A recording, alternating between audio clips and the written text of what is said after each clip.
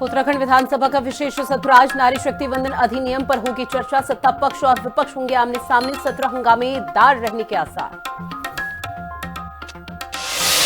विधानसभा सत्र से पहले पुलिस अलर्ट मोड पर। देहरादून में सुरक्षा के कड़े और विशेष इंतजाम। आईजी ने फोर्स को किया ब्रीफ। हर स्थिति से निपटने के निर्देश दिए। विधानसभा के विशेष सत्र के बाद बीजेपी महिला मोर्चा निकालेगी मसाल जुलूस। जहां शाम 6 बजे गांधी पार्क से घंटाघर तक निकलेगी रैली। सीएम धामी होंगे इस दौरान शामिल।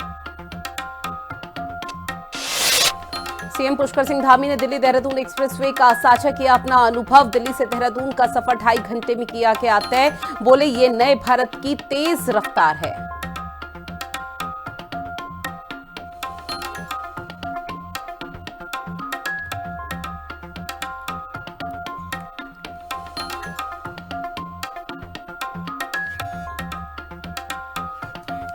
नमस्कार, आप देख रहे हैं उत्तराखंड का खास बुलेटिन। मैं हूं आपके साथ ऋतु भंडारी और शुरुआत एक बड़ी खबर के साथ बुलेटिन की करते हैं जो कि देहरादून से मिल रही है। विधानसभा का विशेष सत्र आज शुरू होने जा रहा है जहां नारी शक्ति वंदन अधिनियम पर चर्चा होनी है। सदन में सत्ता पक्ष और विपक्ष होंगे इस दौरान आमने सामने, जहां दोनों पक्षों की तरफ से अपनी अपनी बातें रखी जाएंगी। और ऐसे में महिला कांग्रेस का विधानसभा का घेराव भी किया जाएगा। तो लगभग सभी तैयारी विशेष सत्र को लेकर हो चुकी है। सदन के भीतर भी सदन के बाहर भी। शाम 6 बजे का समय होगा जब बीजेपी महिला मोर्चा इस दौरान मशाल जुलूस निकालेगा। और मशाल जुलूस को लेकर सीएम पुष्कर सिंह धामी भी इस दौरान महिला कार्यकर्ताओं के साथ शामिल होंगे, जहां पर मशाल जुलूस के माध्यम से बताने की कोशिश रहेगी कि विपक्षी पार्टी महिलाओं के विरोध में किस तरह से काम करती है। शुभांगी मेरी सहयोगी मेरे साथ लाइव बनी हुई है। शुभांगी, शाम 6 बजे मशाल जुलूस और उससे पहले विधानसभा का विशेष सत्र को लेकर क्या तैयारी? बिल्कुल, देखिए आज नारी शक्ति वंदन अधिनियम पर चर्चा होनी है और इसीलिए ये विशेष सत्र बुलाया गया है। इस वक्त मेरी मौजूदगी विधानसभा के बाहर है। आप देखेंगे कि पुलिस प्रशासन बड़ी संख्या में बाहर मौजूद है और तमाम जो विधायकगण हैं वो विधानसभा पहुंच चुके हैं। मुख्यमंत्री विधानसभा पहुंच चुके हैं और 11 बजे से सदन की कार्रवाई जो है वो शुरू होने वाली है। और आज शुरुआत से ही हमने देखा कि आज जब विधायक यहाँ पर पहुंचे तो वह हाथ में पोस्टर बैनर लेकर पहुंचे और हंगामा करते हुए विधानसभा के अंदर गए। तो ऐसे में आज हम कह सकते हैं कि आज का पूरा दिन ये विशेष सत्र जो बुलाया गया है इसमें चर्चा तो जरूर होगी, लेकिन हंगामा होने के पूरे आसार है। क्योंकि एक तरफ जहां सत्ता पक्ष विपक्ष को घेरने की तैयारी कर रहा है तो वहीं विपक्ष भी पूरी तरीके से आमना सामना करने के लिए तैयार है। इसके अलावा एक तरफ तो आज विशेष सत्र है, लेकिन इसके बाद आज महिला कांग्रेस विधानसभा का घेराव करने वाली है। 12 बजे के करीब महिला कांग्रेस जो है वो विधानसभा का घेराव करने पहुंचेगी और शाम को जब सत्र की समाप्ति होगी तो उस वक्त यहां पर जो महिला मोर्चा है वो एक बड़ी मशाल जुलूस निकालने वाली है, जिसमें मुख्यमंत्री पुष्कर सिंह धामी भी खुद शामिल होने वाले हैं और फिर से एक बार विपक्ष को घेरते हुए नजर आएंगे। तो कुल मिलाकर आज का पूरा दिन जो है वो हंगामेदार रहने के आसार है। बिल्कुल, और देखिए न सिर्फ सदन के भीतर बल्कि सदन के बाहर भी गहमा गहमी का माहौल नारी शक्ति वंदन अधिनियम को लेकर देखने को मिल सकता है शुभांगी। लेकिन फिलहाल कोई खास रिएक्शन अभी तक सामने आ पाए हैं, चाहे सत्ता पक्ष हो या विपक्ष, पूरे दिन को लेकर? बिल्कुल, देखिए एक तरफ जहां सत्ता पक्ष का ये कहना है कि हम महिलाओं के हित में जो अधिनियम ला रहे थे विपक्ष ने उसको सपोर्ट नहीं किया, उसके पक्ष में मतदान नहीं किया, लेकिन अभी भी हम लोग चाहते हैं कि विपक्ष हमारा समर्थन करे। तो वहीं विपक्ष का ये कहना है कि भाजपा की मंशा नहीं थी महिलाओं को आरक्षण देने की। अगर धामी सरकार इतनी ज्यादा इसको लेकर गंभीर है और अगर एक विशेष सत्र बुला रही है तो धामी सरकार को आज ये घोषणा कर देनी चाहिए कि हम 2027 के लिए 33% आरक्षण दे रहे हैं। इसी मुद्दे के साथ आज विपक्ष जो है विधानसभा के अंदर गया है और आज दोनों के रिएक्शन ऐसे हैं कि हम महिलाओं के सशक्तिकरण की बात कर रहे हैं। तो आज सदन की जब कार्रवाई शुरू होगी तो दोनों सत्ता पक्ष और विपक्ष अपनी अपनी राय रखेंगे, अपनी अपनी बात रखेंगे कि आखिर किस तरीके से इसको आगे बढ़ाना है। और इस दौरान गहमा गहमी भी देखने को मिल सकती है। निंदा प्रस्ताव जो है वो भी लाया जा सकता है और विपक्ष ने साफ कहा है कि अगर आज सदन के अंदर निंदा प्रस्ताव लाया गया तो हम लोग इसको बर्दाश्त नहीं करेंगे और पूरी तरीके से हंगामा होने के आसार है। ठीक है शुभांगी, जानकारी साझा की उसके लिए बहुत शुक्रिया। और अब बात करते हैं ऋषिकेश की, जहां पर यूथ कांग्रेस ने महिला आरक्षण की मांग को लेकर जोरदार प्रदर्शन किया है। देहरादून तिराहा पर महानगर अध्यक्ष हिमांशु कश्यप के नेतृत्व में कार्यकर्ताओं ने केंद्र सरकार के खिलाफ नारेबाजी की और पुतला भी दहन किया। साथ ही प्रदर्शनकारियों ने आरोप लगाया है कि सरकार महिला आरक्षण के मुद्दे को नजरअंदाज कर रही है। यूथ कांग्रेस ने मांग की है कि महिलाओं को जल्द ही आरक्षण का लाभ दिया जाए। प्रदर्शन के दौरान बड़ी संख्या में कार्यकर्ता मौजूद रहे और उन्होंने सरकार से इस मुद्दे पर तुरंत फैसला लेने की मांग उठाई।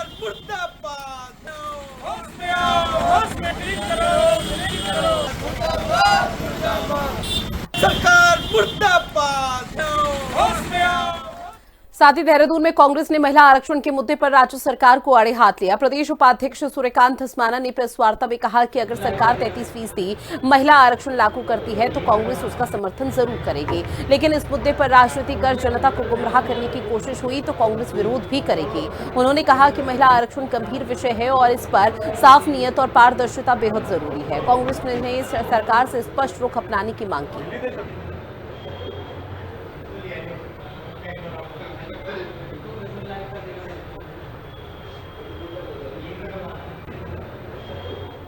राज्य में विशेष सत्र हो रहा है। अब राज्य की सरकार या माननीय विधानसभा अध्यक्ष, उनसे मेरा सवाल है कि क्या विधानसभा कोई बिल पास कर सकती है इस पर? क्या कोई कानून राज्य की विधानसभा में बन सकता है? केवल एक नौटंकी करने का और महिलाओं तक संदेश पहुंचाने का कि कांग्रेस विरोध कर रही है, हम कल भी विरोध नहीं करेंगे महिला आरक्षण का, लेकिन जो गुमराह करने की कोशिश कर रही हो उसमें कांग्रेस पार्टी ये सवाल कर रही है कि क्या अंकिता भंडारी के मामले में भी इतने सचेत थे आप? महिलाओं के खिलाफ जो अपराध पूरे राज्य के अंदर हो रहे हैं, जिससे पूरे देश के हिमालयी राज्यों में उत्तराखंड पहले पायदान में महिलाओं के खिलाफ अपराध के मामले में आ गया, क्या उसमें आपकी क्या भूमिका रही? कितनी रैलियां आपने करी? अगली बड़ी खबर, जो उत्तराखंड विधानसभा का विशेष सत्र। आज विधानसभा सत्र से पहले पुलिस पूरी तरह से एक्शन मोड में नजर आ रही है। देहरादून में सुरक्षा के कड़े इंतजाम किए गए हैं। आईजी ने फोर्स को इस दौरान ब्रीफ किया है कि किस तरह से स्थिति से निपटना है अगर यहां पर स्थिति आउट ऑफ कंट्रोल हो पाती है तब। तो बड़ी खबर, जहां आपको बता दें कि विशेष सत्र आज शुरू होने जा रहा है। एक दिवसीय विशेष सत्र, जहां सत्ता पक्ष के साथ साथ अब उत्तराखंड विधानसभा का जो विशेष सत्र है उसको लेकर अब उत्तराखंड की पुलिस भी अलर्ट मोड पर नजर आ रही है। देहरादून में सुरक्षा के कड़े इंतजाम किए गए हैं। आईजी ने इस दौरान फोर्स को ब्रीफ भी किया है। हर स्थिति से निपटने के निर्देश भी इस दौरान दिए गए हैं। किसी भी तरह से अगर कोई आपातकाल की स्थिति या फिर यहां पर आउट ऑफ कंट्रोल सिचुएशन होती है तो उसे कंट्रोल में कैसे लाया जा सकता है, इसको लेकर पहले से ही पुलिस प्रशासन की तरफ से तैयारी जोरों पर की जा रही है।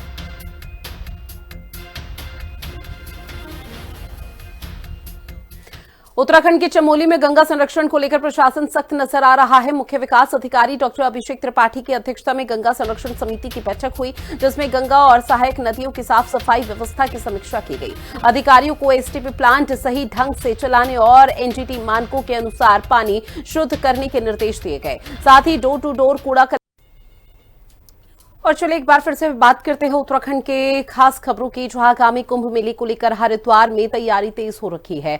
कुंभ पुलिस भी सुरक्षा और व्यवस्था को लेकर पूरी तरह से सक्रिय है। जहां मेला नियंत्रण भवन में आईजी कुंभ मेला योगेंद्र सिंह रावत की अध्यक्षता में बैठक हुई। बैठक में पुलिस अधिकारी, अखाड़ा परिषद के संत, होटल एसोसिएशन और टैक्सी यूनियन के प्रतिनिधियों ने हिस्सा लिया। श्रद्धालुओं की संभावित भीड़ को देखते हुए सुगम और सरल यातायात प्लान पर चर्चा की गई, जहां आईजी ने सभी से सुझाव मांगे हैं और भरोसा दिलाया कि योजना में व्यापारी और स्थानीय लोगों और यात्रियों के हितों का पूरा ध्यान रखा जाएगा। साथ ही चारधाम यात्रा को सरल और सुगम बनाने के लिए ऋषिकेश में अतिक्रमण के खिलाफ अभियान तेज कर दिया गया है। तहसील प्रशासन, नगर निगम और पुलिस की संयुक्त टीम ने हरिद्वार रोड, त्रिवेणी घाट रोड पर और मेन बाजार में कार्रवाई कर सड़कों से अतिक्रमण हटा दिया है। अभियान के दौरान कई अस्थायी ढांचे हटाए गए हैं, जिससे यातायात व्यवस्था बेहतर हो सके। तहसीलदार प्रदीप नेगी खुद मौके पर मौजूद रहे और कार्रवाई की बात कही। धर्मनगरी हरिद्वार में श्री अखंड परशुराम अखाड़ा द्वारा भगवान परशुराम जन्मोत्सव के खास उपलक्ष्य में एक अत्यंत भव्य और विशाल शोभा यात्रा का आयोजन किया गया। अखाड़े के राष्ट्रीय अध्यक्ष पंडित अधीर कौशिक के नेतृत्व में निकली इस यात्रा ने पूरी धर्मनगरी का भगवामय कर दिया। यात्रा के दौरान भगवान परशुराम की दिव्य प्रतिमा और विभिन्न देवी देवताओं की झांकी आकर्षण का केंद्र रही। ढोल, नगाड़ों और बैंड बाजे की थाप पर श्रद्धालु झूमते हुए नजर आए। जगह जगह पर स्थानीय नागरिक और व्यापारियों द्वारा पुष्प वर्षा कर यात्रा का स्वागत किया गया।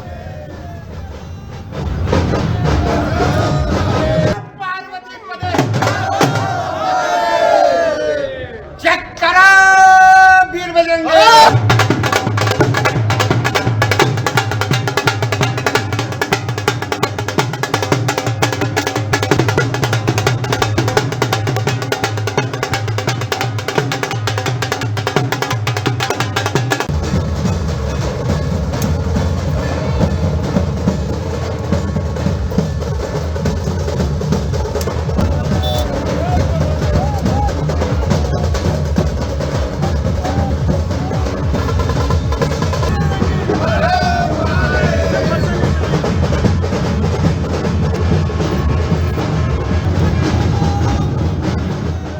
पवित्र भूमि देवभूमि उत्तराखंड, माँ गंगा जी का प्रांगण और माँ के आंचल में आज हमारे श्री चिरंजीव भगवान परशुराम जी की शोभा यात्रा दिव्य और भव्य सनातन को लेकर हम चलते हैं। ये परशुराम जी ने हमें सिखाया है कि हर समाज को आप लेके चलोगे, उसी मार्गदर्शन पे हम लोग चल रहे हैं। ये तो पवित्र भूमि है और यहाँ देवताओं का स्थान है। पावन भूमि में जो भव्य दिव्य शोभा यात्रा और जो एकता का परिचय दिया है हमारे सभी ब्राह्मण समाज ने और हमारे गुरुजनों ने, मुझे उम्मीद नहीं थी, बढ़ चढ़कर हिस्सा लिया है और इतना आशीर्वाद दिया है कि मैं उनका ऋण कैसे चुकाऊंगा। साथ ही उत्तराखंड में भीषण गर्मी से परेशान लोगों को अब राहत मिलने की उम्मीद जताई जा रही है, क्योंकि मौसम विभाग के अनुसार आज से प्रदेश के कई जिलों में हल्की से मध्यम बारिश हो सकती है। 29 और 30 अप्रैल को पूरे राज्य में बारिश के आसार हैं। इसके साथ ही आकाशीय बिजली और ओलावृष्टि को लेकर अलर्ट जारी किया गया। मौसम विभाग का कहना है कि 1 से 3 मई तक भी बारिश जारी रह सकती है, जिससे तापमान में गिरावट आएगी। फिलहाल रुड़की में तापमान 41 डिग्री तक पहुंच चुका है। ऐसे में बारिश से गर्मी से राहत मिलने की उम्मीद है। देखिए, जैसे हमने बताया कि अगले 24 घंटे में हम उम्मीद कर रहे हैं कि हमारे को नॉर्थ में कुछ जगह पे हमारे को बहुत हल्की बारिश देखने को मिल सकती है, कुछ जगह पे, खासतौर से उत्तरकाशी, चमोली, पिथौरागढ़ और उससे लगे हुए जिलों में। उसके बाद कल सिचुएशन थोड़ा सा जो है और ज़्यादा हम एक्सपेक्ट कर रहे हैं कि अनेक स्थानों पे नॉर्थ में हमारे को, बाकी जगह पे कहीं कहीं हमको देखने को बारिश मिल सकती है। 29-30 तारीख में ज़्यादातर जगह पे हमने जो है बारिश एक्सपेक्ट करते हैं, हल्की से मध्यम दर्जे की। सिमिलर जो है आगे भी हम 1 तारीख से लेकर 3 तारीख तक, 1, 2, 3 तारीख तक भी एक्सपेक्ट कर रहे हैं कि बारिश हमारे को लगभग प्रदेश के सभी जिलों में हमको हल्की से बहुत हल्की, जो खासतौर से जो है हरिद्वार और उधम सिंह नगर में, बाकी जगह में हमको हल्की से मध्यम दर्जे की बारिश कहीं कहीं देखने को मिल सकती है। तो इसलिए उम्मीद है कि जो टेम्परेचर्स हैं उसमें हमको फॉल देखने को मिलेगा। साथ ही टिहरी में जनता दरबार के दौरान प्रशासन ने लोगों की समस्याओं के समाधान पर फोकस किया, जहां जिला सभागार में आयोजित जन सुनवाई में कुल 51 मामले सामने आए, जिनमें कई का मौके पर ही निस्तारण किया गया, जबकि बाकी को संबंधित विभागों को भेज दिया गया। जिलाधिकारी ने ग्रामीणों की समस्याएं गंभीरता से सुनते हुए अधिकारियों को जरूरी निर्देश दिए हैं। सोंग नदी क्षेत्र में बरसात के दौरान आवागमन की दिक्कतों को देखते हुए सिंचाई विभाग और PMGSY को ट्रॉली व्यवस्था शुरू करने के निर्देश दिए, ताकि बारिश के समय ग्रामीणों को परेशानी न हो पाए। हमारा लास्ट टाइम सतलाना क्षेत्र में 16 सितंबर को आपदा आई थी, उससे काफ़ी डैमेजेस हुए थे और हमारा वहाँ पे एक चुपल्टी गदेरा है जो सोंग नदी पे जाके मिलता है। वहाँ पे ये हुआ था कि क्योंकि पहाड़ बहुत तेज़ हो जाता है तो कुछ गांव हैं, उनका गांव का रास्ता बिल्कुल कट जाता है, मतलब वो नदी पार नहीं कर पाते हैं, तो वो एक ही तरफ रिस्ट्रिक्टेड हो जाते हैं। उसके लिए हमने लास्ट टाइम भी एक ट्रॉली लगाई थी, बट वो दुर्भाग्यवश उस आपदा में वो भी निकल गई। तो अभी हमें यही था कि हमें पता है कि वहाँ मौके पर स्पैन काफ़ी ज़्यादा हो गया है, परंतु उस बरसात में जब उस गदेरे में पानी काफ़ी ज़्यादा आएगा तो लोग एक तरफ से दूसरी तरफ कैसे जाएंगे, उसके लिए आज इरिगेशन को और PWD को बोल दिया गया है वहाँ पे संभवतः एक ट्रॉली लगाने की हम लोग बात कर रहे हैं, और वहाँ ट्रॉली वहीं लग पाएगी जहाँ स्पैन हमें कम से कम मिल पाएगा ताकि वो ट्रॉली कारगर हो पाए। तो उसके लिए हमने निर्देश दे दिए हैं। जिला कलेक्ट्रेट में जिलाधिकारी नितिका खंडेलवाल की अध्यक्षता में जनता दरबार लगाया गया। जनता दरबार से पहले जिलाधिकारी नितिका खंडेलवाल ने CM पोर्टल में कई महीनों से पड़ी शिकायतों को गंभीरता से लिया। अधिकारियों को सख्त हिदायत दी गई है कि लापरवाही बरती तो कार्रवाई की जाएगी। यानी हम कह सकते हैं कि 4-5 महीने से CM पोर्टल में पड़ी शिकायतों को अधिकारी टिहरी जनपद में गंभीरता से नहीं ले रहे हैं, जिस पर अधिकारी ने कई विभागों अधिकारियों को फटकार भी लगाई और अपनी कार्य प्रणाली को सुधार करने की चेतावनी दे डाली। उन्होंने कहा कि अगर कार्रवाई नहीं हुई तो संतुष्ट नहीं हुआ शिकायतकर्ता तो संबंधित विभाग के अधिकारी के खिलाफ सख्त कार्रवाई की जाएगी। मजा गौतवाल, हिंदी खबर, टिहरी गढ़वाल। ऋषिकेश के नटराज श्यामपुर बाईपास मार्ग पर एक कार में युवक का शव मिलने से इलाके में सनसनी फैल गई, जहां सूचना मिलते ही पुलिस मौके पर पहुंची और फॉरेंसिक टीम को बुलाकर जांच पड़ताल शुरू कर दी गई। मृतक की पहचान श्यामपुर निवासी विनीत झुबाल के रूप में हुई है, जो नोएडा की एक कंपनी में सॉफ्टवेयर इंजीनियर के तौर पर काम कर रहा था। परिजनों का कहना कि वो 26 अप्रैल को घर से निकला था और तब से लापता था। पुलिस ने शव को पोस्टमार्टम के लिए एम्स भर्ती करा दिया है, जहां मौत के कारणों का खुलासा रिपोर्ट आने के बाद ही हो सकेगा। अगली खबर जहां रुद्रप्रयाग में केदारनाथ यात्रा को लेकर प्रशासन पूरी तरह से अलर्ट मोड पर है। जिला प्रशासन की टीम ने यात्रा मार्ग के विभिन्न पड़ावों का जमीनी निरीक्षण किया है और व्यवस्थाओं का जायजा भी लिया। डीएम विशाल मिश्रा ने बताया कि यात्रियों की बढ़ती संख्या को देखते हुए टोकन सिस्टम को और बेहतर किया गया है। साथ ही अतिरिक्त पुलिस फोर्स की तैनाती भी कर दी गई है ताकि यात्रा सुचारू रूप से चल सके। प्रशासन की टीमें रुद्रप्रयाग से लेकर केदारनाथ धाम तक लगातार निगरानी कर रही है, जिससे श्रद्धालु को किसी तरह की परेशानी न हो सके।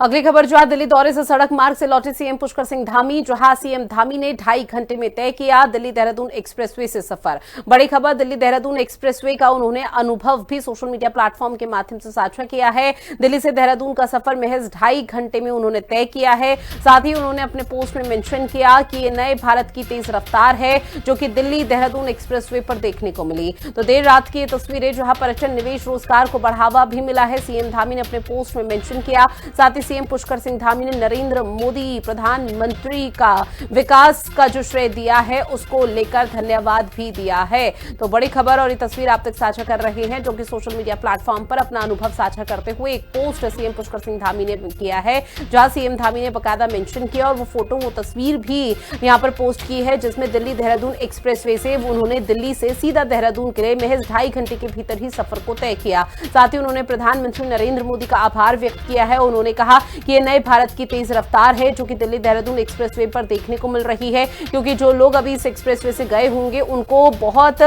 भली भांति इसका अंदाजा होगा, जिस को लेकर देहरादून जाने में 4 से 5 घंटे या 6 घंटे का सफर तय करना पड़ता था, वो महज अब 2.5 घंटे में पूरा हो जाता है। और ऐसे में ये बहुत बड़ी सौगात न सिर्फ लोगों के यात्रा को सरल और सुगम बनाने के लिए, बल्कि आपको बता दें कि इससे रोजगार के भी नए नए अवसर बढ़ रहे हैं, जिसका जिक्र सीएम पुष्कर सिंह धामी करते हुए नजर आए। और एक्सप्रेसवे नए भारत की तेज रफ्तार, ये भी सीएम धामी की तरफ से कहा गया।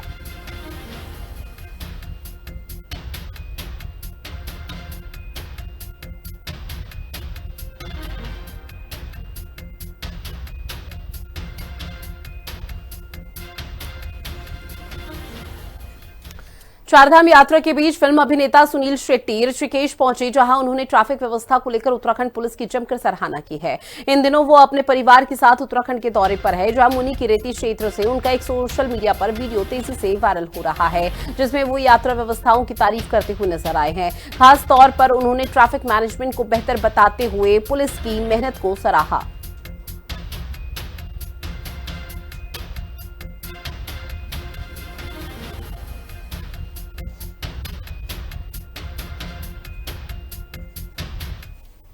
ऋषिकेश में हूँ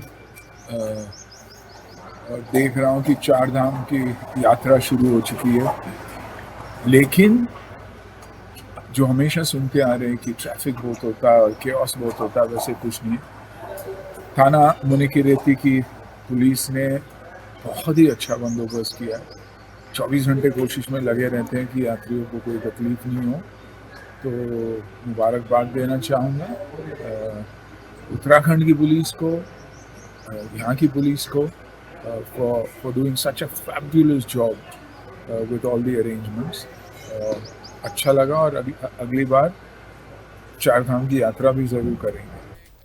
साथ ही चंपावत में गौ सम्मान आह्वान अभियान के तहत गौ सेवकों ने विभिन्न मांगों को लेकर एक ज्ञापन सौंपा, जहां लोहाघाट, बाराकोट, पाटी और चंपावत तहसील में एसडीएम और तहसीलदार के माध्यम से राष्ट्रपति, प्रधानमंत्री नरेंद्र मोदी और मुख्यमंत्री के नाम ज्ञापन दिया गया। इसमें गौ माता को राष्ट्रमाता का दर्जा देने, देश भर में गौ हत्या पर पूर्ण प्रतिबंध और गौशालाओं को अनुदान देने की मांग भी उठाई। साथ ही गोचर भूमि को अतिक्रमण से मुक्त कराने और गौ तस्करी पर कड़ी सजा का प्रावधान करने की अपील भी की गई है।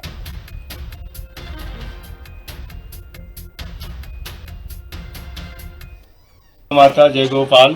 गाओ विश्व माता, गाय जो है तो विश्व की माता है, हमारी देवताओं की माता है। तो आज 27 अप्रैल 2026 को जो हमारे देश के पूज्य संत, महात्मा, मंदिर के पुजारी सभी का एक निर्णय हुआ कि जो हमारी गौ माता का जो सम्मान खो दिया था, हमारे ही लोगों के द्वारा, हमारे ही द्वारा जो गौ माता का सम्मान खो दिया था, उसे वापस लाने के लिए पूरे देश में एक वो चला, अभियान चला। उस अभियान में हमारे जो साधु संत महात्मा थे, उनने इस अभियान में यह निर्णय निकला कि हम 5500 तहसीलों में एक साथ एक ही दिन में एक ज्ञापन सौंपें और हम भारत में पुनः फिर जो हमारी गौ माता देव माता होती थी उसका दर्जा हम इसे दिलाएं। गावो विश्वस्य माता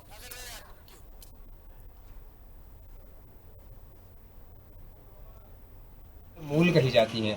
ब्रह्मा विष्णु महेश रुद्र आदि देवताओं का जो हम पूजन करते हैं उनकी भी इष्ट गौ माता है। और हम सभी सनातन धर्मावलंबियों का विशेष भाव होना चाहिए कि गौ माता राष्ट्र माता हो। सोने की चिड़िया कहा जाता था हमारे भारत देश को, उसका मूल कारण भी गौ माता ही थी। जब तक गौ माता का संरक्षण था इस भारत में, जब तक वो वंश यहाँ बचा हुआ था, तब तक हम सोने की चिड़िया कहलाते थे। लेकिन आज गौ माता की जो दुर्दशा हुई है उसी के कारण आज देश में तमाम त्राहिमाम, भूकंप, बड़ी बड़ी आपदाएं, ये सब आने का कारण भी जो है गौ माता की स्थिति खराब होना, उसके कारण ही ये सब जो है दंश आज पूरी जो है भारत को जो है झेलना पड़ रहा है। साथ ही लक्सर में गौ सम्मान आह्वान अभियान के तहत कार्यकर्ताओं ने सरकार को ज्ञापन भेजकर गौ संरक्षण की मांग उठाई है। तहसील प्रभारी दीपक कुमार के नेतृत्व में कार्यकर्ता एसडीएम कार्यालय पहुंचे और प्रधानमंत्री, राष्ट्रपति, उत्तराखंड के सीएम और राज्यपाल के नाम एक ज्ञापन सौंपा। इसमें गौवंश की सुरक्षा, सम्मान और गौ हत्या पर पूर्ण प्रतिबंध लगाने की मांग की। अभियान से जुड़े पदाधिकारियों ने कहा कि जब तक गौवंश सुरक्षित नहीं होगा आंदोलन जारी रहेगा। साथ ही चेतावनी भी दी गई है कि जब ठोस कार्रवाई नहीं हुई तो आंदोलन को और तेज किया जाएगा। और माननीय राष्ट्रपति जी, माननीय मुख्यमंत्री जी, ये गौ सम्मान सेवा अभियान पूरे भारत वर्ष में 5000 तहसीलों में हम आज ज्ञापन दे रहे हैं। और हमारी यही मांग है कि गौ रक्षा के लिए कड़े नियम बने और गौ कटान पे पूर्ण प्रतिबंध लगे और गौ माता को राज्य माता का दर्जा मिले। हाँ, गौ माता आवाहन समिति के द्वारा जो है आज एक प्रतिनिधि दल के माध्यम से लक्सर तहसील में उपस्थित हुए और उन्होंने अपनी मांग जो है उसके समर्थन में नारेबाजी भी किया और जो है एक ज्ञापन सौंपा है। और ज्ञापन जो है माननीय प्रधानमंत्री जी, माननीय राष्ट्रपति महोदय, माननीय मुख्यमंत्री महोदय और माननीय राज्यपाल महोदय को संबोधित है। और चलिए बुलेटिन में इतना ही।